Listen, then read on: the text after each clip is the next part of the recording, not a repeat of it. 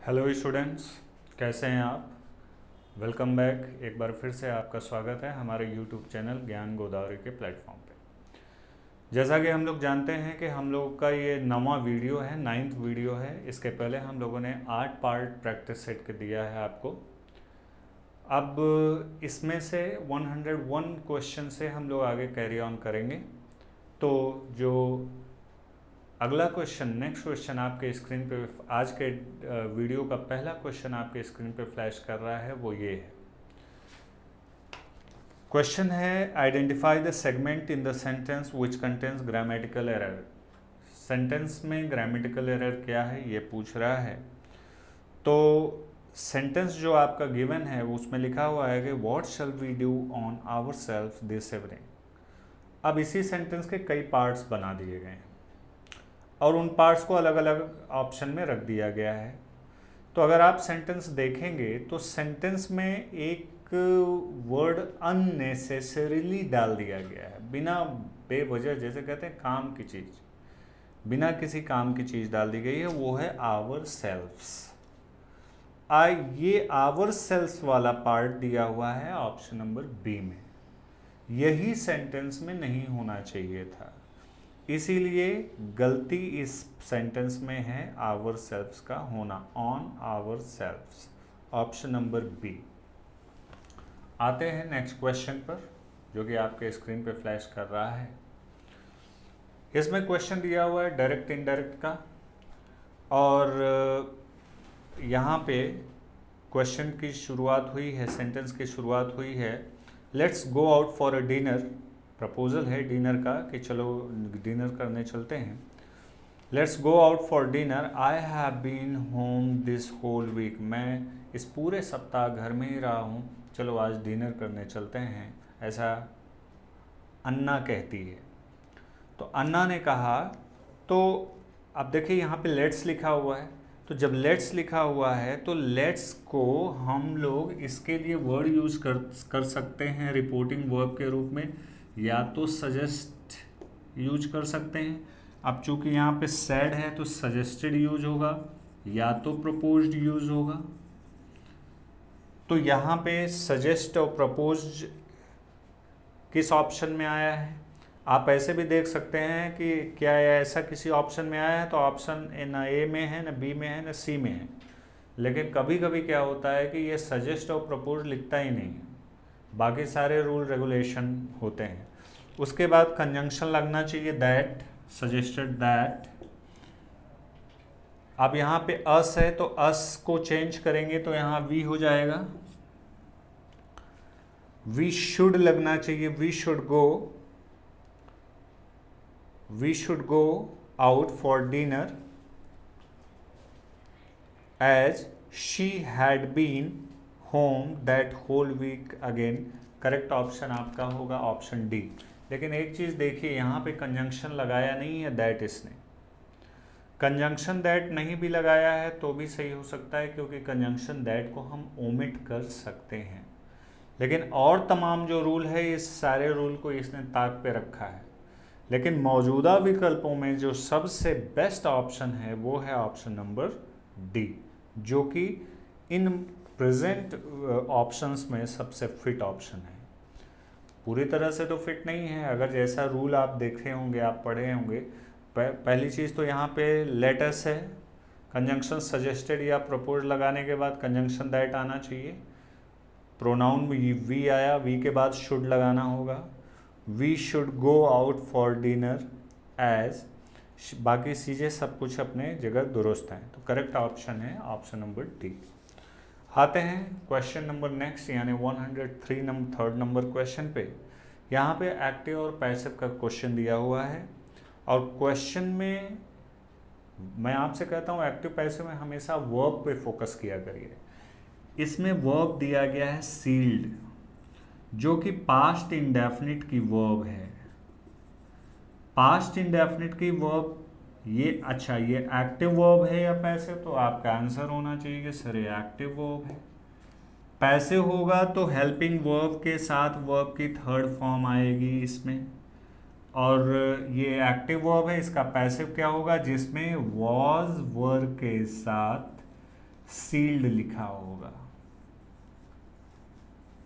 Was were sealed, ये हो गया वॉज वर, ये हो गया V3। तो जिस ऑप्शन में वॉज वर सील्ड लिखा होगा यही ऑप्शन है। तो ये देखा जाए तो ये पहले ही ऑप्शन में लिख दिया है वॉज वर सील्ड, लेकिन ऑप्शन बी सी डी भी देख लेते हैं कहीं उसमें भी तो नहीं लिखा है। बी में लिखा है आर सीलिंग, इसलिए रिजेक्ट हो गया।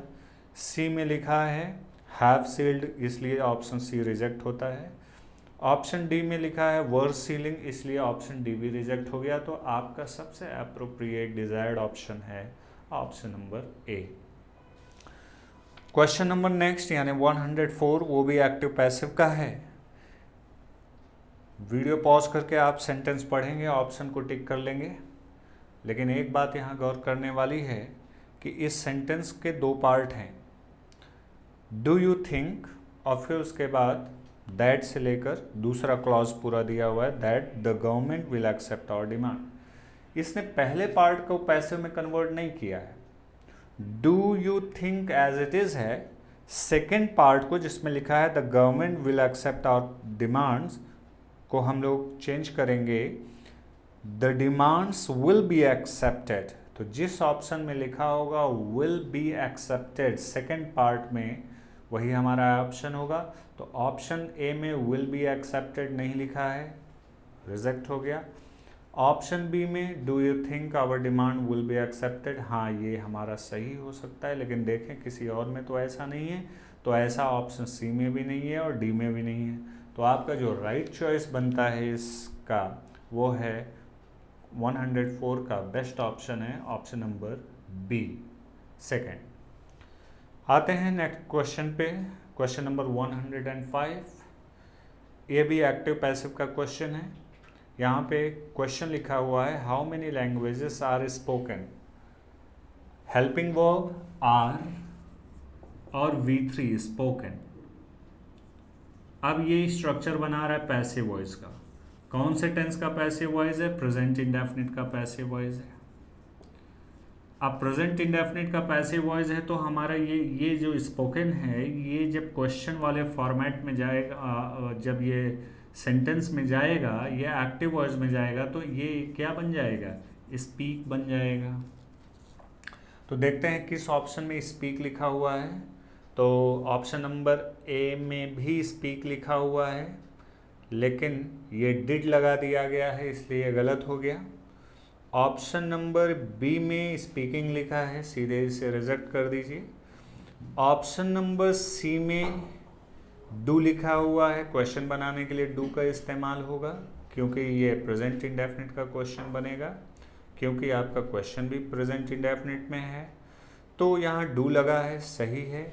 और यहाँ पे इसमें स्पीक लिखा हुआ है वर्ब की फर्स्ट फॉर्म जो कि एक्टिव में है, तो ये सही है। लेकिन ऐसा आपको ऑप्शन डी में नहीं मिलेगा। तो आपका जो करेक्ट ऑप्शन है वो है ऑप्शन सी। देखिए मैं आपको एग्जैक्टली आपका ऑप्शन पकड़ना बता रहा हूँ कि कैसे ऑप्शन पकड़ा जाता है। हमेशा वर्ब पे फोकस किया करिए, वर्ब पर अटैक किया करिए, वर्ब एक्टिव में है या पैसिव में होता है। अगर वर्ब एक्टिव है तो उसी वर्ब की पैसिव फॉर्मेट को पकड़ा करिए, अगर वर्ब पैसिव में है तो उसी वर्ब की एक्टिव फॉर्मेट में पकड़ा करिए। लेकिन अगर किसी एक से अधिक ऑप्शन में सेम वर्ब आ गए जो आप चाहते हैं, तब आप सेंटेंस के सब्जेक्ट और ऑब्जेक्ट पे फोकस करेंगे, अदरवाइज नहीं। आते हैं नेक्स्ट क्वेश्चन। क्वेश्चन नंबर है 106। इसमें फिलर्स हैं, फिल इन द ब्लैंक्स है, और उसमें आपको 4 ऑप्शन के रूप में इडियम्स दिए हुए हैं, उन्हीं मुहावरों को फिलअप करना हुआ है। तो लिखा हुआ है, अच्छा इन मुहावरों के बारे में पहले मैं आपको बता दूं कि इनकी मीनिंग क्या है। वो लिखा हुआ है, पहला ऑप्शन में लिखा है once in a blue moon, जिसका अर्थ होता है रेयरली, कभी कभार। जैसे आपको कोई कहता है कि यार आप तो ईद के चांद हो गए हो, तो ईद का चांद तो रोज़ दिखता नहीं है। तो once in a blue moon का मतलब होता है रेयरली, बहुत मुश्किल से आप कोई कहीं दिखते हैं या वो काम करते हैं। जैसे आप कभी चाय नहीं पीते हैं लेकिन आप किसी दिन पी लिए, तो वो क्या हो गया? Once in a blue moon. Behind the back, ये तो आप भी जानते होंगे, पीठ पीछे, ये काम ज़्यादा लोग करते हैं, पीठ पीछे वाला, behind the back. In fine feather, शाब्दिक अर्थ पे मत जाइए, फेदर का मतलब होता है पंख, तो फाइन फेदर का मतलब होता है जब आपका लुक मतलब आपके पहनावे वाला लुक, आपके कपड़े बहुत शानदार हैं, आप बहुत ही अच्छे वेल ड्रेस्ड अप हैं, वेल टिंच अप हैं, एकदम अच्छा लुक में, अच्छे कपड़े में हैं, और आप बड़े हैंडसम दिख रहे हैं उस कपड़े में, तो आप कहा जा सकता है इन द फाइन फेदर। मान लीजिए किसी ओकेज़न पे आपने बहुत अच्छे कपड़े पहन लिए, तो आपकी तारीफ में लोग कह सकते हैं you are looking very very attractive या beautiful या handsome in fine feather। shoulder to shoulder, कंधे से कंधा मिला के हम लोग बोलते हैं ना, shoulder to shoulder, कंधे से कंधा मिलाकर, यानी साथ साथ। अब आपको सेलेक्ट करना है सेंटेंस में कौन सा इडियम आएगा। इन माई पेरेंट्स टाइम, हमारे माता पिता के समय में, we mostly ate at home, जो अधिकतर हम लोग घर पे ही खाना खाते थे, at home, and family outings happened, और जो फैमिली का बाहर जाना होता था वो क्या होगा, सेट करिए, वो कभी कभार ही हो पाता था, यानी once in a blue moon. तो यहाँ पे 106 का जो करेक्ट ऑप्शन है वो है ऑप्शन नंबर ए। तो आते हैं नेक्स्ट क्वेश्चन पे, क्वेश्चन नंबर 107 यानी 107 का क्वेश्चन है। अब यहाँ पे दिया हुआ है sentence, go on apply for the job said my friend, मेरे दोस्त ने कहा कि जाओ अप्लाई करो नौकरी के लिए। अगर कोई आपका दोस्त आपसे कहता है कि जाओ और नौकरी के लिए अप्लाई करो, तो वो एक्चुअली आपको क्या कर रहा है, ऑर्डर दे रहा है या एडवाइस कर रहा है? बिल्कुल सही, एडवाइस कर रहा है। और इम्पेरेटिव सेंटेंस है, तो इम्पेरेटिव सेंटेंस में जब कॉमा और इन्वर्टेड कॉमास दोनों हटेंगे तो कंजंक्शन टू का यूज हम करेंगे, और टू के बाद रिपोर्टेड स्पीच के अंदर जो फर्स्ट वर्ब है, जैसे गो आया है, इसका हम बिना टेंस चेंज किए ही लिख देंगे। यानी जिस ऑप्शन में एडवाइस का यूज हुआ है और टू लगा के गो का यूज हुआ है या टू अप्लाई का यूज हुआ है, तो जैसे हम बोलते हैं ना, कम ऑन, गो ऑन, यार करो, जाओ, तो यहाँ पे एनकरेज कर रहा है, तो इसका ऑप्शन सी होगा। देखिए यहाँ पे एनकरेज्ड वर्ड डाला है, तो कुछ स्टूडेंट्स सोचेंगे कि अरे ये कहाँ से वर्ड डाल दिया। हमेशा डायरेक्ट का इनडायरेक्ट या इनडायरेक्ट का डायरेक्ट हमेशा सेंस के अकॉर्डिंग भी यूज होता है। सेंस के अकॉर्डिंग का मतलब होता है कम ऑन, डू इट। अब कोई कम ऑन आपको बोल रहा है, तो कम ऑन का मतलब होता है वो आपका मनोबल बढ़ा रहा है, वो आपका उत्साह बढ़ा रहा है। तो यहाँ पे कह रहा है go on apply for the job, encourage कर रहा है दोस्त आपका। तो ऑप्शन सी में लिखा है माई बेस्ट फ्रेंड एनकरेज्ड मी, किस लिए? अब देखिए टू के बाद वर्ब की फर्स्ट फॉर्म है, कंजंक्शन लगाया टू और वर्ब की first form, apply for the job. Correct option होगा 107 का सी। क्वेश्चन नंबर 108 में अगर आप आएंगे तो इसमें जम्बल्ड पैराग्राफ आपको दिया गया है, यानी सेंटेंस 4 हैं और चारों का जो सीक्वेंस है वो एकदम उलट पुलट के दे दिया गया है, जम्बल्ड पैराग्राफ है। तो आपको सेंटेंस सेट करना है। मैं हमेशा बोलता हूँ कि आप कोशिश किया करिए कि आप सेंटेंस में कोई वर्ड, कोई चीज़ टैली बनाइए, कम से कम 2 सेंटेंस है। जैसे ही 2 सेंटेंस का पेयर बना, आपको आइडिया पकड़ में आ जाएगा कि ये क्या है। ओके, सेंटेंस जब आप पढ़ेंगे, आप सेंटेंस नंबर ए तो लिख रहा है दीज ट्राइब्स। अब दीज ट्राइब्स मतलब कौन सी ट्राइब, कहीं जिक्र हुआ है? तो आके देखते हैं कहीं ट्राइब का जिक्र हुआ है क्या। तो सेंटेंस नंबर सी पढ़िए, उसी में लिखा हुआ है Zuni is a language spoken only by the Zuni tribes. पहली बार जूनी ट्राइब का जिक्र हो रहा है सेंटेंस नंबर सी में, तो यही ऑप्शन वही ऑप्शन करेक्ट होगा जिसमें सी एज अ फर्स्ट सेंटेंस आया हो, और ऐसा दिया हुआ है ऑप्शन नंबर सी में, तो हमारा करेक्ट ऑप्शन होगा ऑप्शन नंबर सी। ओके, आते हैं क्वेश्चन नंबर 9 में।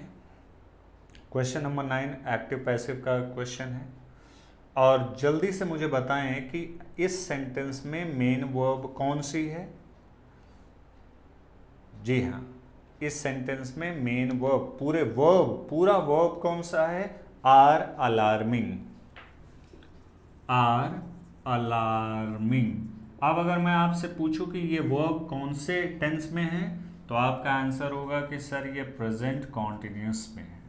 तो प्रेजेंट कॉन्टिन्यूस का पैसिव वॉइस कैसे बनेगा? जब हम आर के साथ बीइंग का यूज करें और अलार्मिंग को थर्ड फॉर्म में यूज कर दें, अलार्म्ड। हमेशा से मैं कहता आ रहा हूं कि पैसिव वॉइस बनाते समय वर्ब, मेन वर्ब हमेशा थर्ड फॉर्म में इस्तेमाल होती है, हमेशा थर्ड फॉर्म में इस्तेमाल होती है। अब यहाँ आर, ये ज़रूरत पड़ने पे इज भी हो सकता है और एम भी हो सकता है। ये डिपेंड करता है कि आपका जो नया वाला सब्जेक्ट है, न्यू सब्जेक्ट है, वो कैसा है। प्लूरल हुआ तो आर, सिंगुलर हुआ तो अब पहले चीज़ ये देखते हैं कि किसमें आर बीइंग अलार्म्ड आया है। तो ऑप्शन नंबर ए में ऐसा नहीं है, क्योंकि इसमें इज बीइंग अलार्म्ड दे दिया है, और ये सही हो जाता अगर इसके पहले ऑप्शन, देखिए सब्जेक्ट इसका डीलर्स है, तो डीलर्स है तो इस तो हो नहीं सकता है, तो इसका मतलब है कि सब्जेक्ट हमारा अगर डीलर्स है तो यहाँ पे आर आना चाहिए। ऑप्शन नंबर बी में हैज़ बीन आ गया, जो कि ग्रामेटिकली रॉन्ग है। ऑप्शन सी में हैव अलार्म्ड आ गया, again wrong. Option number D में आर बीइंग अलार्म्ड, जैसा कि मैंने बताया था वो चीज़ आपके इसी ऑप्शन में है।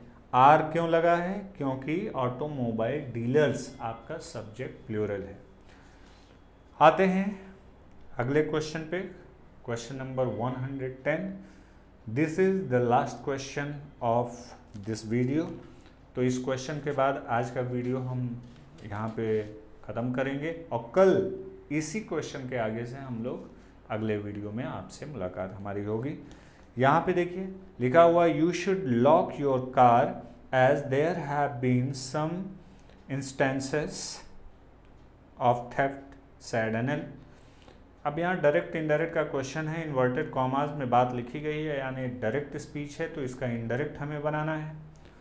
तो इनडायरेक्ट जब हम बनाएंगे, तो अगर आपसे कोई कहता है कि आप अपना कार लॉक कर दीजिए, नहीं तो यहाँ पे बहुत सारे ऐसे वारदात हुए हैं, चोरी वाले वारदात हुए हैं, घटनाएं हुई हैं, तो वो व्यक्ति आपको क्या कर रहा है?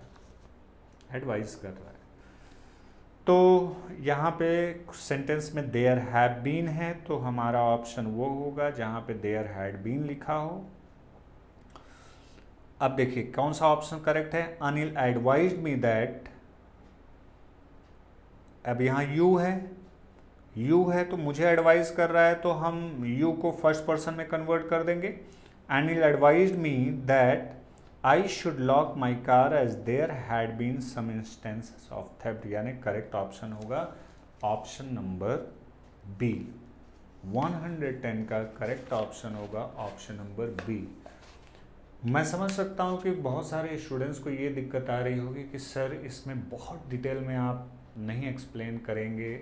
बिल्कुल बात सही है कि समय अभाव होने के कारण और नंबर ऑफ क्वेश्चन लेके हम लोग प्लान किए हैं आपको प्रैक्टिस कराने के लिए, और ये प्रैक्टिस बैच यही संकेत करता है, ये माना जाता है कि स्टूडेंट्स का बेसिक्स क्लियर हैं, बस उनको नंबर ऑफ क्वेश्चंस मिलने चाहिए, क्वेश्चन के नेचर को समझ में आया जाए। लेकिन जो अब आप कहेंगे कि नरेशन डिटेल में चाहिए, एक्टिव पैसिव डिटेल में चाहिए, तमाम ग्रामर की बातें डिटेल में चाहिए, तो उसके लिए हम लोग आने वाले समय में एक फुल फ्लेज में एक वीडियो लाएंगे जो पूरे कॉम्पिटिटिव एग्ज़ाम्स के लिए वो पूरा इंग्लिश का कोर्स होगा। तो वो आपके लिए आने वाले समय की बात होगी। तो फिलहाल हम लोग प्रैक्टिस कर रहे हैं। ये रहा आज के क्वेश्चंस। कल हम लोग एक नए वीडियो में आपसे मिलेंगे नए क्वेश्चन के साथ। Till then goodbye, have a nice day, thank you so much.